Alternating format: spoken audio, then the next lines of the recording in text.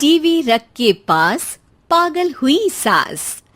आजकल वर्मा जी की पत्नी देवकी जी केबल पर रियलिटी शोज देख देख कर बहुत कुछ सीख रही हैं। जैसे आज तो वो सुबह सुबह बेसुरे आलाप ले रही हैं। सारे गामा धा।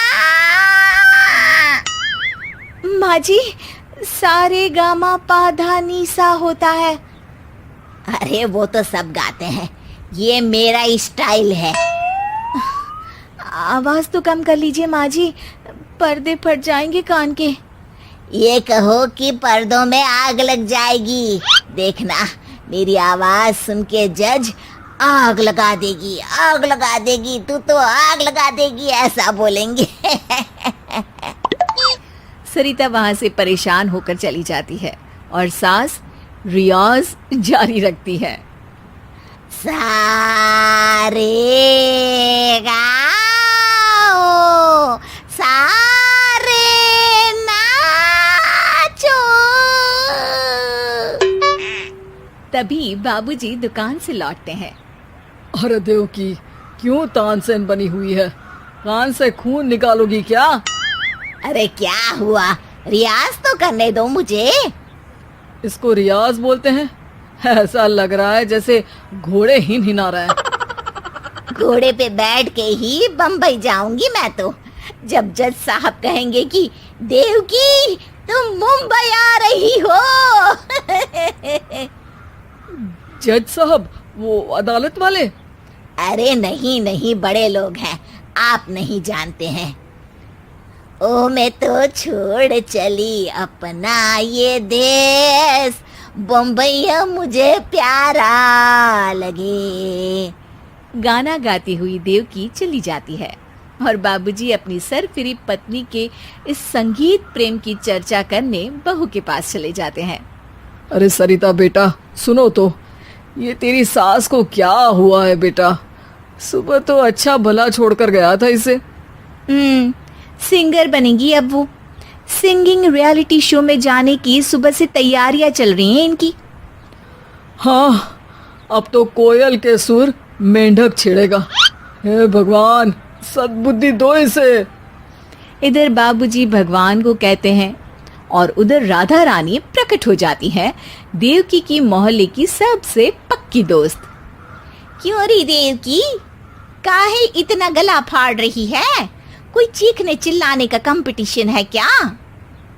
अरे ये देख, नया सिंगिंग शो, मैं भी गाऊंगी, हिंदुस्तान के दिलों की धड़कन बनूंगी। अरे इतना बेसुरा गा के दिलों की धड़कन नहीं, दिलों का अटैक बन जाएगी। इससे तो अच्छा है कि नाच ही ले। वैसे भी दिन भर मोहल्ले में नाचती तो रहती है तू, कभी इसके घर कभी उसके घर। देवकी को समझ में आ जाता है कि उसका गाना किसी को पसंद नहीं आ रहा। अगले दिन सरिता देखती है कि सास पैरों में घुंघरू बांध के नाच रही है। अरे माँ जी, क्या मंजुलिका बनी हुई है आज आप? अरे नाचने दे बहू, जब तक है जान जाने जहां मैं नाचूंगी। अरे माँ जी, अभी जान निकल जाएगी इतनी जोर से नाचेंगी तो। अरे अरे, क्या कर रही हो? अरे दिख नहीं रहा, डांस कर रही हूँ। अरे जैसी तुम्हारी हरकत है, तुमको तो नागिन डांस करना चाहिए। वो भी करूंगी, भांगड़ा भी करूंगी। देखना, जज मुझे देख के स्टैंडिंग ओवेशन देंगे। हाँ, स्टैंडिंग ओवेशन तो देंगे ही, ताकि खड़े होकर वहां से भाग सके तुम्हारा डांस देखकर। अरे कुछ ढंग की चीज करो, ये रोज क्या नया शुरू कर देती हो? सास को लगता है कि उसका डांस का सीन भी बिगड़ गया।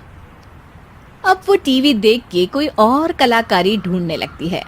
तभी उसे टीवी पर खतरों के खतरनाक खिलाड़ी शो दिखता है, जिसमें लोग अलग अलग स्टंट करते हैं। बस देवकी को नया काम मिल जाता है। अगले दिन सुबह देवकी डंबल लेकर कसरत करने लगती है। माँ जी, ये क्या कर रहे हैं आप?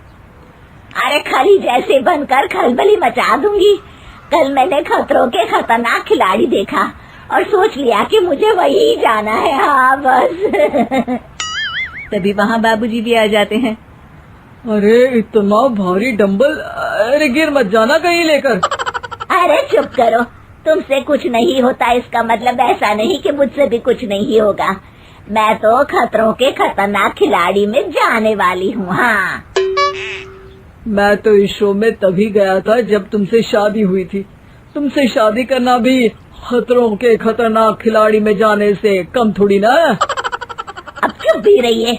अरे बहू, वो भारी वाला डंबल उठा कर ला तो। अरे नाना माँ जी, आप संभाल नहीं पाओगी। अरे मैंने टीवी में देखा था, एक आदमी कार उठा लेता है, इतना तो मैं उठा ही सकती हूँ ना। बहू घबराते हुए भारी वाले डंबल माँ के हाथ में दे देती है। जैसे ही माँ दोनों हाथ ऊपर करती है, पूरे शरीर का बैलेंस बिगड़ जाता है और वो पीछे की तरफ गिर जाती है। डंबल जाकर टीवी में लगता है और टीवी फूट जाती है। माँ जी, उठिए माँ जी। बाबूजी बहुत तेज हंसने लगते हैं। बाबा बाबा, टीवी और बीवी दो टेंशन थे मेरे, आज एक कम हो ही गया। बहू भी सास को उठाते उठाते इस बात पर ताली बजाकर हंसने लगती है और देवकी फिर से गिर जाती है। और इस बार देवकी भी अपनी बेवकूफी पे हंसी रोक नहीं पाती।